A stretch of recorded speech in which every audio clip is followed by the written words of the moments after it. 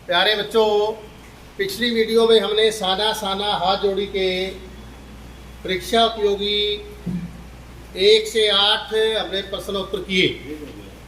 आज हम उससे आगे प्रश्न उत्तर कर रहे हैं साना साना हाथ जोड़ी का। एक प्रश्न नंबर 9 है कि साना साना हाथ जोड़ी प्रार्थना के भावों का वर्णन कीजिए। ये कह रहा है कि जो साना साना, जो छोटी सी नेपाली लड़की गीत गा रही थी, साना साना हाथ जोड़ी, उसका अर्थ क्या है, भाव का मतलब उसका अर्थ क्या है।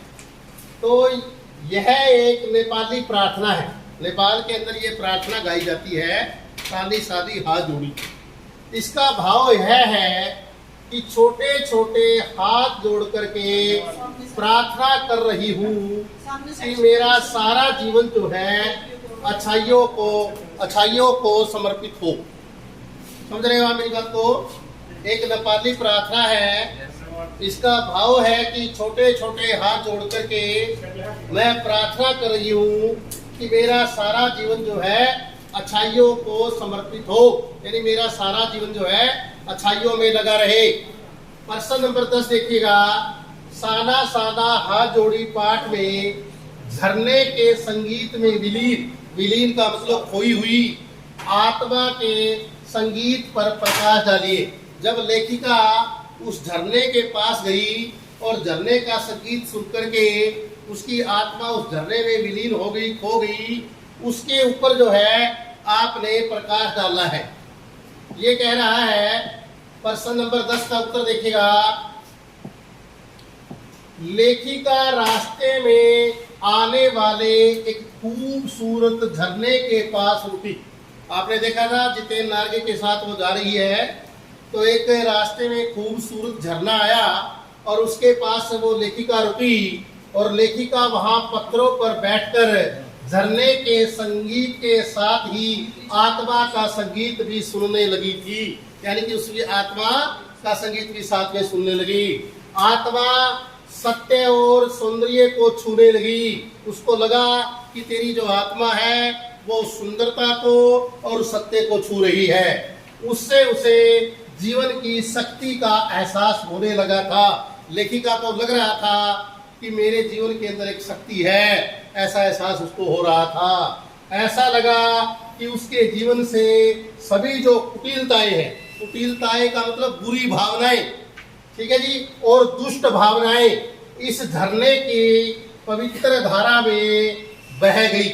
लेखिका प्रार्थना करती है कि वह लंबे समय तक ऐसे ही रस धारा में बहती रहे और इस झरने की पुकार जो है वो सुनती रहे। प्रश्न नंबर हम 11 की तरफ बढ़ रहे हैं। प्रश्न नंबर 11 क्या कह रहा है कि सादा सादा हाथ जोड़ी पाठ के माध्यम से लेखिका क्या दर्शाना चाहती है, वो क्या कहना चाहती है पाठ के माध्यम से। या सादा सादा हाथ जोड़ी यात्रा वृत्तांत के उद्देश्य पर प्रकाश डालिए। उसका उद्देश्य क्या है? मधु कांकरिया ने जो पाठ लिखा है, इसका उद्देश्य क्या है? इसका उद्देश्य देखिए। इस पाठ के माध्यम से लेखिका ने सिक्किम राज्य की जो राजधानी है ना, गैंगटॉक, जिसको गंगटोक कहते हैं, उसके हिमालय से तक की यात्रा का वर्णन किया है। देखिए दोबारा कह रही, इस पाठ के माध्यम से लेखिका ने सिक्किम राज्य की राजधानी गैंगटॉक से हिमालय तक की यात्रा का वर्णन किया है। लेखिका यह बताना चाहती है कि यात्राओं से मनोरंजन, ज्ञान में वृद्धि और अज्ञात का मतलब जो स्थान हमने नहीं देखे आज तक, उनकी जो है जानकारी के साथ साथ भाषा और संस्कृति का आदान प्रदान होता है। और इसके अतिरिक्त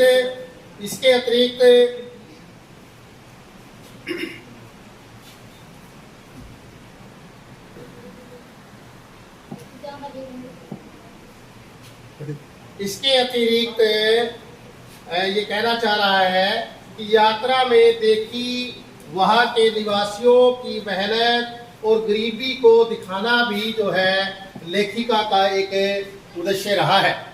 प्रश्न नंबर 12 की तरफ बढ़ रहे हैं हम।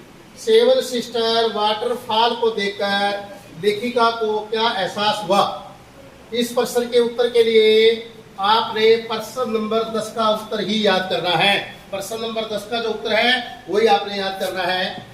इसमें प्रश्न नंबर 13, कभी सफेद तो कभी रंगीन पताकाओं का फहराना किन अलग अलग अवसरों की ओर संकेत करता है। कभी सफेद का मतलब सफेद और रंगीन का मतलब रंग वाली झंडियां जो है, पाठ में आया था कि सफेद झंडी और रंगीन झंडी जो पत्र जो फहरा रहे हैं वो किन किन अवसरों की ओर इशारा कर रहा है। सफेद पत्रिकाएं जो है किसी बौद्ध धर्म के अनुयायी की अगर मृत्यु हो जाती है तो उस समय उसके शोक में फहराई जाती है, शोक मतलब दुख में। और किसी शुभ कार्य को आरंभ करने पर कौन सी झंडी फहराई जाती है, रंगीन पत्रिकाएं फैलाई जाती है। अब प्रश्न नंबर अब आगे चल रहा है, ठीक है। प्रश्न नंबर 14, प्रकृति ने जल संचय की व्यवस्था किस प्रकार की है।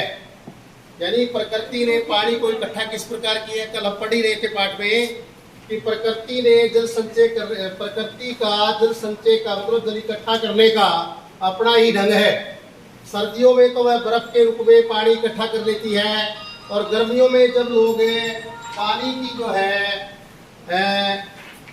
जब पानी के लिए तरसते हैं तो यही बर्फ पिघल करके जल की धारा बन जाती है जिससे लोग अपनी प्यास बुझाते हैं। प्रश्न नंबर 15, कुटिया में घूमने वाले धर्म चक्कर के बारे में।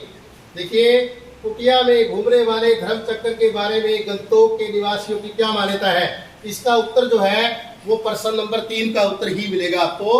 आगे प्रश्न नंबर 16 है, घाटी में दिखाई देने वाली रंगीन पताकाएं कब लगाई जाती है। रंगीन पताकाएं किसी अच्छे काम के शुरू करने और खुशियों की प्रतीक मानी जाती है। ये रंगीन पताकाएं किसी शुभ कार्य को आरंभ करने के अवसर पर फहराई जाती है।